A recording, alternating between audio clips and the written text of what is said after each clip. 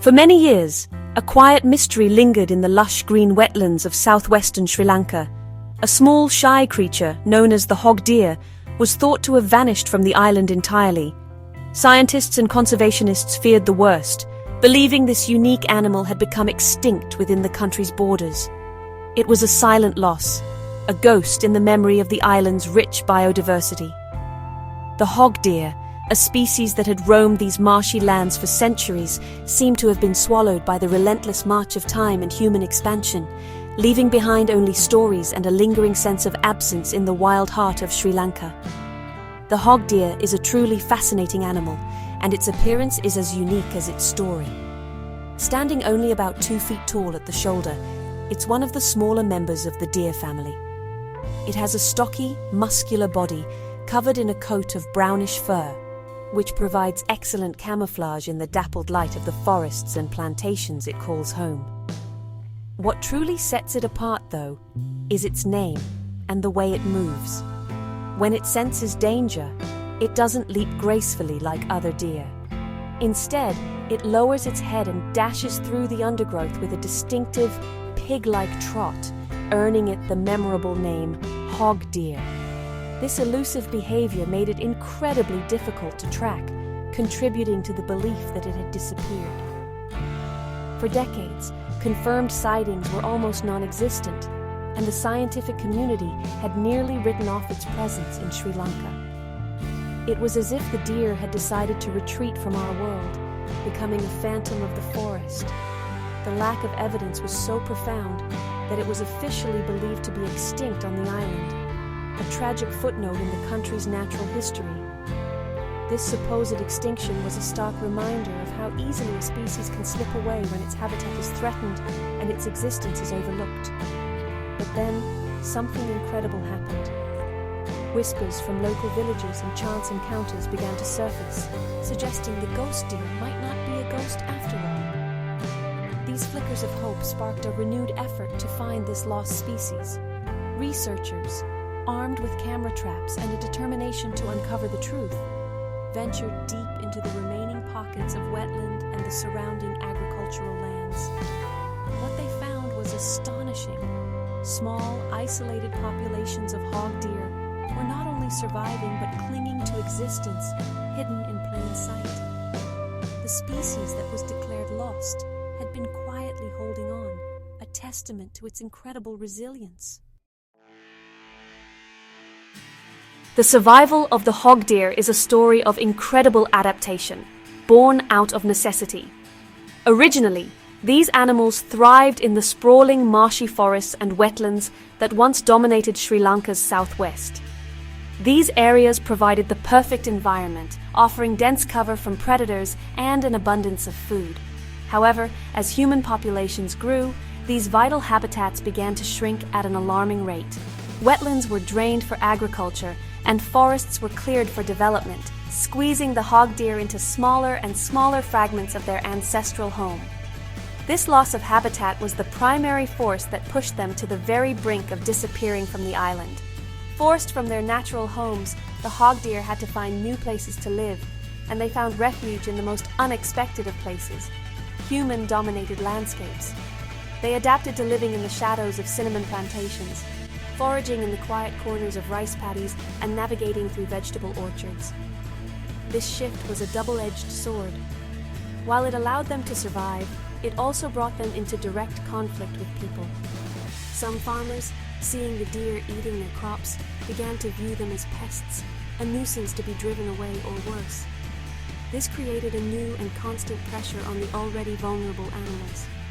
This new life on the fringes of human settlement brought a host of modern dangers. The roads that cut through their new territories became deadly traps.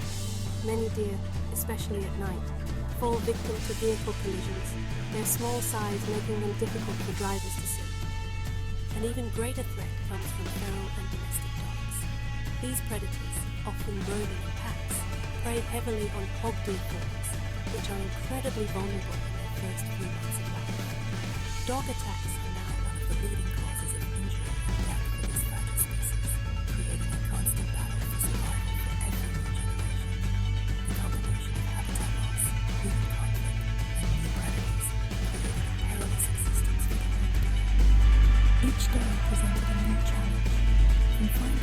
food without angering farmers, to avoiding the dangers of roads and ever-present dogs. The recent surveys that uncovered their survival also highlighted their vulnerability. Finding 306 adult deer and 22 fawns was a sign of hope, but it was also a stark indicator of just how small and fragile this population truly is. Their continued existence was hanging by a thread, and it was clear that without help, their quiet comeback could easily turn back into a silent extinction. Just when the future for the hog deer seemed its most bleak, a wave of dedicated people stepped in to help.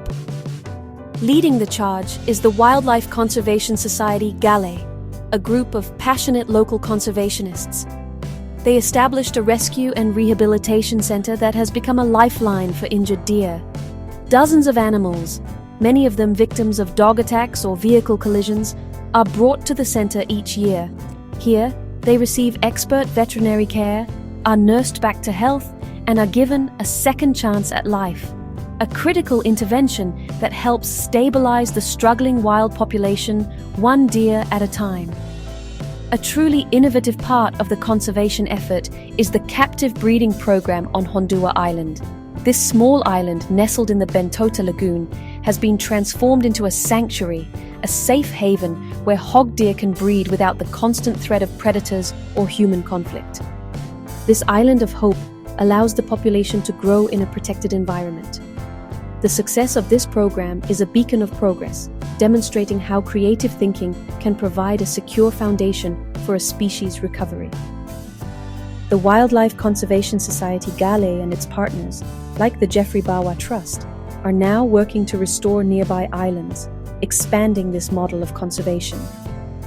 The ultimate goal of these programs is to return healthy, strong deer back into the wild.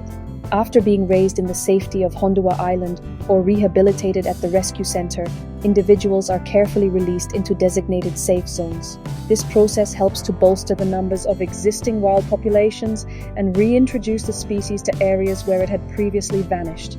It's a slow and painstaking process, but it is absolutely essential for building a resilient, genetically diverse population that can sustain itself for generations to come. Each release is a small victory, a step toward a future where the hog deer can once again thrive. Experts like Ranil Nanayakara and Madura de Silva emphasize that the key to long-term success lies in combining science with community action. It's not enough to just rescue and breed deer. The local communities who live alongside these animals must be involved. Conservation groups are working to educate people about the hog deer's importance and to find solutions that allow both humans and wildlife to coexist. By protecting the remaining wetland habitats and engaging local people as partners in conservation, they are building a sustainable future for the species, ensuring its survival is woven into the fabric of the community. Saving the hog deer is about more than just protecting a single charismatic animal. It's about protecting an entire ecosystem that benefits everyone. The wetlands where these deer traditionally live are incredibly important for the environment and for local communities. These marshy areas act as natural sponges, absorbing heavy rainfall and preventing floods that could otherwise devastate nearby farmland. They also act as giant water filters, purifying the water that flows through them, ensuring a cleaner supply for both people and nature. By protecting the hog deer, we are also safeguarding these crucial ecosystem services that support our own well-being. The story of the hog deer's recovery in Sri Lanka is a powerful source of hope that echoes other incredible conservation successes from around the globe. It reminds us of the reintroduction of the Przewalski's horse to the grasslands of Mongolia, a species once declared extinct in the wild. It brings to mind the return of the devil's hole pupfish in the United States, a tiny fish that was brought back from the absolute brink of extinction. These stories, like that of the hog deer, prove that with dedication, science, and community support, it is never too late to turn the tide for a species on the edge. This comeback story carries a vital message for all of us. We all have a role to play in protecting the natural world. The success in Sri Lanka is built on the actions of many, from the scientists studying the deer, to the local villagers who report sightings, and the conservationists who run the rescue centres. It shows that conservation is not just a job for experts, it is a shared responsibility. Whether it's supporting local wildlife organisations, being mindful of our impact on natural habitats, or simply sharing these stories of hope, every small action contributes to a larger movement of positive change for our planet. The journey of the Sri Lankan hog deer is far from over, but its path has shifted from the brink of extinction to the road of recovery. It stands as a shining example of what is possible when people come together with a common purpose to protect the precious biodiversity we all share. This small deer, once a ghost of the wetlands, is now a symbol of resilience and a testament to the power of conservation. Its quiet return to the forests and plantations of Sri Lanka is not just a victory for the deer, but a victory for nature and a profound inspiration for us all.